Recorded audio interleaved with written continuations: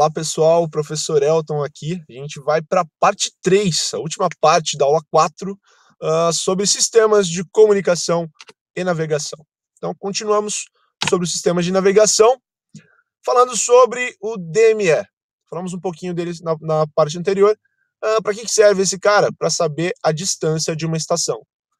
Se eu quero saber a distância do aeroporto de Florianópolis, eu vou sintonizar a estação DME de Florianópolis e vai aparecer no meu indicador de DME ou no EHSI, que a gente viu no finalzinho da aula da parte anterior. Vai aparecer para mim a distância em milhas náuticas dessa estação, né? Como é que funciona? Então tem um equipamento transmissor e receptor, que a gente chama de transceptor. Chiparam os nomes, então a gente pegou aqui uma animação para representar, né, essas interrogações. Ó, estão saindo as interrogações. A estação de terra vai tratar esse sinal, né, isso leva 50 microsegundos, e vai responder para a aeronave. Então vamos lá, a gente falou um pouquinho sobre o radar, né? No radar, como é que funciona o radar? Eu tenho um equipamento que vai, um sistema que vai emitir ondas eletromagnéticas na velocidade da luz. Opa, já tenho velocidade.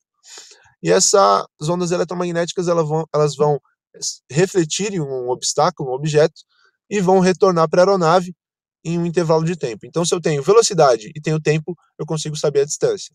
Ok, esse sistema é um pouco diferente, ele não vai ter a reflexão, né? Então, quando a aeronave emite, né, o sinal do DME, a estação vai receber, né, vai processar esse sinal e enviar de volta para a aeronave, com as informações que a aeronave precisa, para poder, né, saber qual a distância da... É claro que o sistema considera esses 50 microsegundos de processamento, né, para não influenciar no cálculo de distância. Então vamos lá, o ciclo de operação, né, inicia-se quando o transceptor de bordo transmite pares de pulsos. São aqueles pares que eu mostrei, né, quando a aeronave transmite, joga para a estação de terra. Então, na frequência de recepção, então a gente tem aqui 252 canais, na gama de 1025 a 1159 MHz.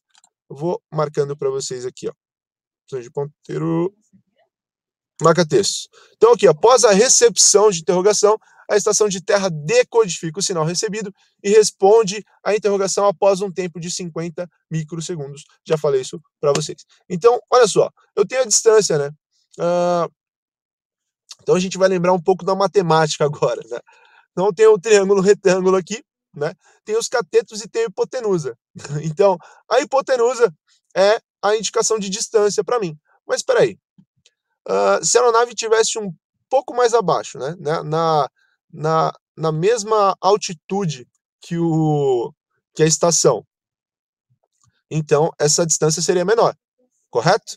Então, o DML considera também a altitude da aeronave. Então, quanto mais alta a aeronave estiver, o DME vai indicar a distância, né? Vai indicar uma maior distância.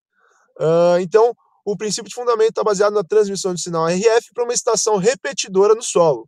Então, o tempo gasto pelo sinal para atingir a repetidora é retornar e proporcionar a distância entre o transmissor e a repetidora. Então, se essa aeronave estiver em cima da estação de DME, o que ela vai indicar? A altura, né?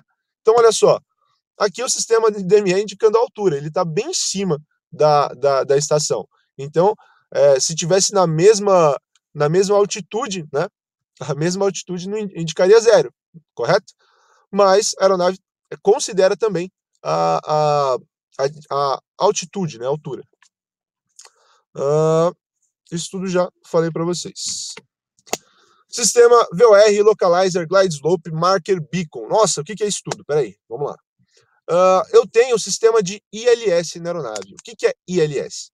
É pouso por instrumentos. Então, é um sistema de pouso por instrumentos. E eu tenho alguns sistemas que funcionam em conjunto para que esse sistema de ILS funcione corretamente, né? Então, vamos lá. VOR Localizer. Ele vai utilizar aquele sistema que eu falei para vocês na aula anterior, né, na parte anterior, que é o VOR, né? VHF, Omnidirectional Range, que tem as radiais, lembra? Então, é isso aí. ele vai, através da posição do avião, identificando a posição do avião, através daquela barra de desvio de curso. Lembra que a gente tinha setinha, ficou muito torto esse ponteiro aqui, né? Então a gente tem o ponteiro aqui, e essa barra, quando ela está centralizada, ela está no eixo da radial. E se ela está mais à direita, o eixo, né, da radial, né, tá à direita da aeronave. Então ele consegue fazer a mesma coisa com o eixo da pista. Eu consigo saber qual que é o eixo da pista. Se a barra de desvio lateral está mais à direita, eu sei que o eixo da pista está mais à direita. Isso tudo eu vou falar com figuras para ficar um pouco mais fácil. Então a gente faz uma introduçãozinha breve agora para a gente entender legal quando chegar a figura ali. Então, e a função do VOR também é seguir uma rota, isso a gente já sabe. Então, é efetuado pela indicação do posicionamento da aeronave, radial e estação do VOR, isso eu acabei de falar, e existe uma diferença de fase, né, entre dois sinais que são gerados pela estação de terra, que vai ter uma diferença de fase, que vai fazer com que o sistema identifique se ele está mais à direita ou mais à esquerda do eixo da pista. Essa é a situação do localizer. Como eu falei para vocês, sistema de pouso por instrumento, que é o ILS, durante a fase de pouso de um voo, proporciona informações para que o avião seja diretamente dirigido para a pista e como descer em um ângulo correto. Para tanto, foram projetados um sistema de VHF, né, orientação horizontal, e um UHF, orientação vertical. Então, através da orientação horizontal, eu tenho o localizer, e a orientação vertical é o glide slope, que é o próximo cara que a gente vai falar. A orientação horizontal, eixo da pista, se eu estou mais à direita ou se eu estou mais à esquerda da pista. Eixo vertical é para eu saber qual é a rampa que a minha aeronave vai descer para pousar com segurança. Então, não pode ter uma razão de descida muito alta, né? Muito grande, porque ela não vai conseguir pousar, vai fazer um pouso pesado, né? Podendo causar até um acidente. Então, a gente tem aqui, ó, o VOR, né, que é a estação VOR, glide slope e marker beacon. Seria o localizer, né? Então, localizer, glide slope e marker beacon. Vamos falar sobre o localizer, que é o do eixo da pista, que vai mais à direita ou mais à esquerda. Então temos aqui a nossa aeronave e temos aqui a pista. Nossa, como é que funciona o localizer? Como que essas ondas eletromagnéticas chegam na aeronave? Tem uma diferença de fase, tá certo? Então olha só, o localizer que funciona, né, a faixa de frequência, funciona de 108 a 111.95, modulado por 90 Hz e 150 Hz. Então, ó, vocês já sabem o que é modulação, né? Para isso que a gente aprendeu, para chegar agora e saber o que é modulação. Então, essa frequência que é enviada pela aeronave, parte dela é modulada em 90, a da esquerda 90 e a da direita 150. Então, essa diferença de fase vai fazer com que, se a aeronave estiver recebendo mais 90 Hz, ela está mais à direita. Se estiver recebendo mais 150 Hz, ela está mais à esquerda. E aquela barra de desvio de curso vai poder indicar qual que é o eixo da pista aqui, se a aeronave está mais à direita ou à esquerda. O glide slope funciona parecidamente, de forma parecida. Então, eu tenho aqui, né, 90, só não está dividido aqui, então imaginem aquela divisão também. Ele é modulado por 90 e 150 Hz também, só que numa outra faixa de frequência, que é uma faixa de frequência mais alta, que é a de UHF. Então, tenho 329.15 e 335 MHz modulados nesses 90 e 150 também. Então, isso vai influenciar na rampa, né, de descida da aeronave. Então, ela vai conseguir fazer um pouso com segurança com o auxílio do instrumento chamado glide slope. Marker beacon, esse aqui é o mais simples, é o mais tranquilo. Então, ele constitui 3 transmissores alinhados, são balizadores, eles vão balizar, vão avisar o piloto quanto à proximidade do eixo da pista. Então, imaginem uma aeronave, né, querendo pousar em uma situação totalmente emergencial. Ele não olha para a janela e não consegue ver nada, neblina, e ele precisa do auxílio dos instrumentos para poder pousar com segurança. Então ele vai ter esses 3 balizadores indicando para ele quanto à proximidade da pista. Então temos 3 indicadores. É o externo, fica mais afastado da pista, o intermediário, que fica entre os dois, e o interno que fica mais próximo da pista. Então, quando a gente fala interno, é o que fica mais próximo da pista. Vou mostrar para vocês aqui a figura. Então, temos o marcador externo, que fica mais afastado da pista, intermediário e o que fica mais próximo da pista, que é o interno. Quando a aeronave chegar aqui no marcador externo, ele vai ouvir uma modulação, né, de 400 Hz. Já falando frequência incorreta. Então, ó, 400 Hz para o externo. Então, aqui eu tenho um tom de 400 Hz para o externo com uma luz azul, tá certo? O piloto vai ver lá no painel uma luz azul indicando o marcador externo, que é essa luz aqui, ó.